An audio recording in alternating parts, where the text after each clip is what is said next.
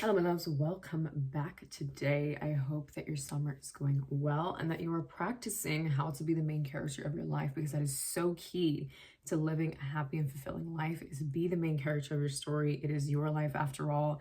And today I'm going to be diving into how to truly practice main character energy. The first time that I started getting back into learning how to be into like this main character energy vibe is through learning about feminine energy in general.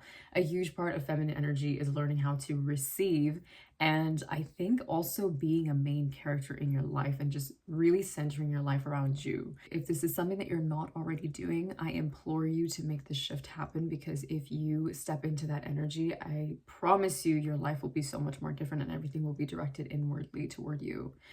So let's start. Number one, to practicing a main character energy, although we hear it all the time, taking up space is such an important aspect of stepping into that main character vibe. And if you notice that when somebody compliments you, we often go inwards. Like somebody says, "Oh my goodness, your hair is so lovely." You're like, "Oh my goodness, thank you." And of course, it's cute, it's quirky sometimes, but it's almost as if you're closing your body up and you're sending that signal of like you're blushing, you're shy. But to be openly receiving it of like, "Thank you," having that confidence in your mind where you're like, "You know what, I took my time with my hair today." Or maybe you didn't, but you're like, in your mind, you're like, "You know what, I thought my hair wasn't doing it today, but clearly somebody thinks it's doing it today," which is all the more reason to feel more confident, right? If you were to be reading a storybook, the main character is not hesitant to receive compliments from other people, because chances are whatever people are telling them, they also believe about themselves.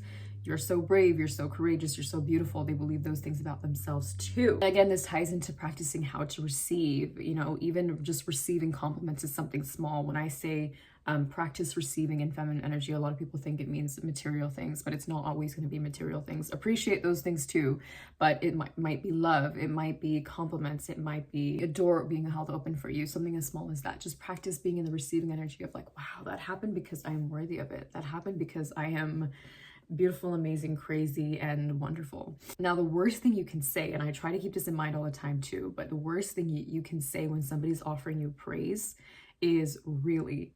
Like when somebody says, "Oh, your skin is really nice today," and you're like, "Really?"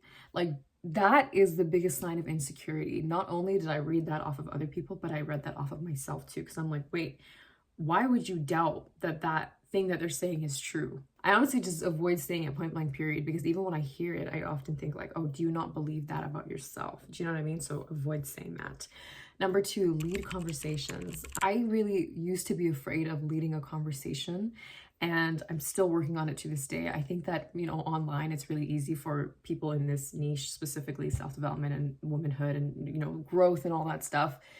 I feel like they step into this space kind of not really sharing with people where they fall short. I don't know if that's anybody else's experiences, but from the content creators that I consumed in the past, I felt like people weren't as honest about what they used to struggle with. So I always try to be honest about what I fall short with and what I'm still working on, because this is a continuous journey. And I also think for a lot of creators, the expectations that people have over them kind of overwhelms them sometimes. But anyways, yeah, so that's why I'm telling you guys honestly that I used to struggle with this so bad, which was just leading conversations and being the first one to talk, or the first one to have those questions when things get a little bit silent. Was mostly worried about what people were going to say or think. And I found, actually, interestingly enough, that it was easier to communicate with older people, older men and women, and have conversations with them and lead conversations with them, because I just felt more comfortable, rather than people in my own age group or own like caliber. I don't know why. I think it's because I thought that the younger generations, or Gen Z and stuff like that, or even sometimes millennials, they can be a little bit more judgmental. Obviously, I'm generalizing here, but that was what I used to think. I used to be like, I cannot really talk to people my age or in my age group, or Gen Zs in general, because I feel like their mind isn't as open as somebody who's older. So it's always easier for me to conversate with older men and women. Now, I needed to step out of that. Someone close to me told me that it was a sure way to be the leader in a conversation. And it makes sense that way, because you have control over how comfortable you and the other person are. Do you know what I mean? Like, to some extent, when you're leading the conversation, you have more control that way. And I'm not saying you have to be in control, that you have to be the leader. I think it's such an important aspect of being the main character. We all know those people that walk into a party and they're just chatting everybody up, and they're just like this light that lights up the room, that illuminates the room. I used to always want to be like the dark feminine feminine energy, very mysterious, very, you know, nobody knows what's going on. But now I feel like I'm leaning more toward my charismatic side, because that's how you network and that's how you make friends. Having strong female bonds around you is a very sure way to step into that main character energy, because they're going to help you get there.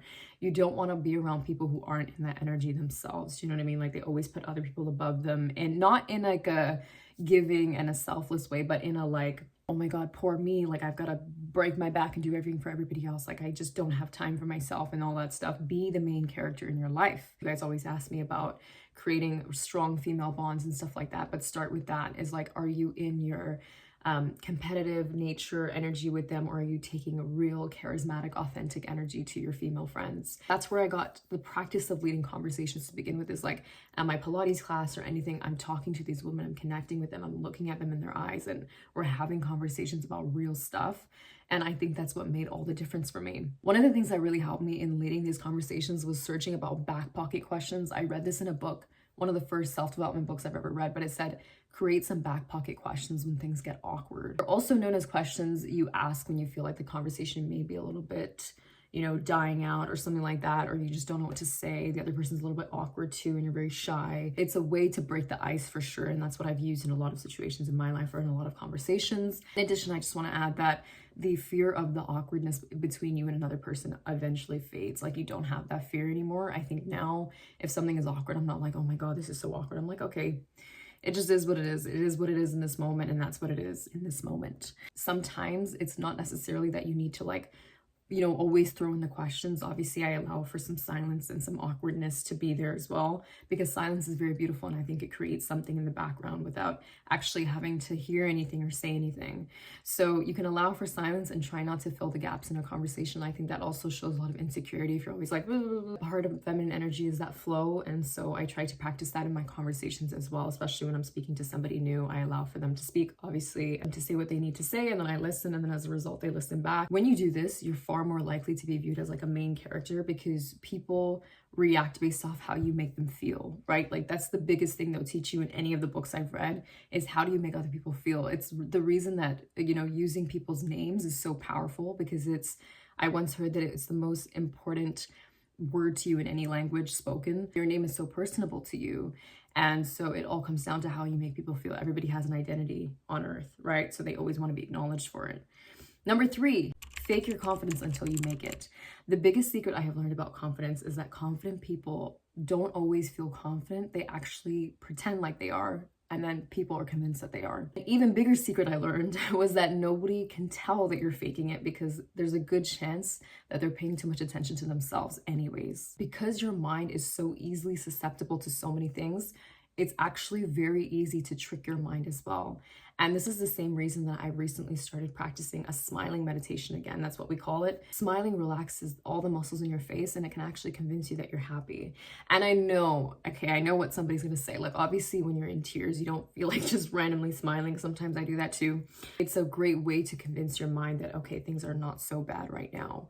And with the smiling meditation, I'll breathe in and I'll breathe out and I'll smile. And I'm actually gonna be including that also in my own personal meditations as well. So if you're interested in all the techniques that have really helped me on my journey, I'm gonna be including that on the online community. But when I'm feeling down, I will practice the smiling meditation, and I swear it makes all the difference. And I promise you, it's a sure way to trick your brain in a good way, to convince your mind that you're not actually as down or as sad as you think you are. Number 4, create a personal aesthetic through lots of different things. There's Pinterest, Instagram, music, art, literally anything that you can see with your eyes, you can feel with your hands. But most importantly, a personal brand. This is the biggest takeaway I've gotten out of having a YouTube channel and just learning things in the world of business, but it's that a personal brand makes or breaks the company. Personal aesthetics and personal brandings and stuff like that is an easy way to romanticize your life. And romanticizing your life gives you that main character energy, because it's you living in your world and you can decorate it however you wish. And this can look like dressing in ways that complement this aesthetic. Like, really look into it. It's so much fun. I always change aesthetics like every couple months or something. And it's not like I'm buying a bunch of stuff to try and make this aesthetic happen. It's more so the way that you're carrying yourself.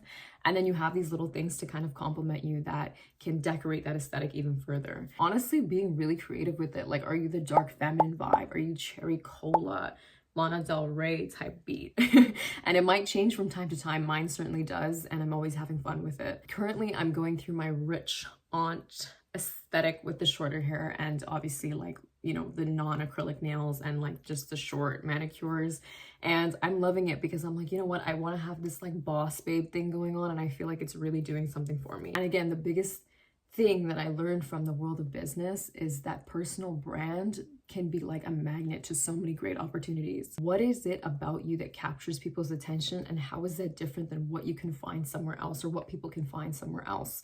YouTube is a really good example. It's like there's a lot of creators in this space, but more so it has to do with what is unique about you that people keep coming back to, or what is it that people can relate to that they keep coming back to. So try to keep that in mind for your own life too, whatever field you're in. I'm not just talking about in terms of career and stuff like that. I'm talking your personal, even in your personal life, you can have a personal brand. Number 5, go deeper into areas that scare you. Doing what scares you builds your confidence. And it isn't just as simple as like get out of your comfort zone, but it is in actively taking the steps in order to grow in those areas of life that scare you most. If it scares you to speak to strangers, do it. I've done it before. It's not that bad. If it scares you to go to a public gym, go make a gym membership. A lot of people wonder as well, how do you build the courage to do these things in the first place? But the biggest piece of advice I can give you when it pertains to this is if you think you can, you're right. And if you think you can't, you're also right. Everything comes down to how much faith you have in yourself about doing something. So if you have that, you can do anything. Number 6, create signature habits. When you think of an it girl, you could be thinking of the girl who's always at the gym, the girl who's always reading, the girl who's good at everything, the girl with the red lips. You build a unique identity based on these things, and obviously make sure that it is authentic to you and it's curated to you. But when you're remembered for something like that, it is iconic. That's where the word iconic comes from. It's a great way to start building a personal brand because people remember you for something. Red lips, big hair, always running outside. It could be anything that makes you feel like an it girl. It makes you feel like an it girl because it's going to look different for everybody. When I was in high school, everybody referred to me as like the fashion girl, and that's what I was always known as, because even if I was like 30 minutes late to a class, I would still show up fashionably late. I would come to school in the most like craziest outfits as well. But anyways, number 7, prioritize character development. With artists, like music artists, you see a lot of the times there's so much character development from the start of their career till the present time. And you hear a lot of people say like, oh, I miss the old them, like I miss the old Drake, or I miss the old Ariana Grande. But I think that if you're a true fan, and this is just my personal opinion, if you're really supportive of an artist, you honor their character development because they are going through different things in life and they're singing about different experiences and different points in their life when they were either in pain or in joy, like joyful, or whatever it is that they're going through, right? Similarly, this is the way that I learned to honor my own character development and actually prioritize it too, and also continue to nurture it. Understand that there are people that aren't going to maybe agree with these changes, obviously, but it doesn't matter, because when you understand that you will never please every single person that exists in the world, you will eventually tap out and you're going to be like, I give up, because there is no point in me trying to prove myself to anybody. Removing that out of my life made the biggest difference for me on a personal level, because I was no longer worried about what other people were going to say about every little decision that I was making, and more so I just focused on, okay, does this make me happy? And still, I have to run those questions by myself too. So I'm not perfect. I never will be. Same goes for you. Same goes for everybody else that's watching. But we can do our best to always try to evolve as a person and honor, like I said, honor our character development. And even offer that to the people around us that we love so much. It's like people change and people are never going to be the same. So anyways, that is all for today. I will see you guys in the next one, and I love you so much.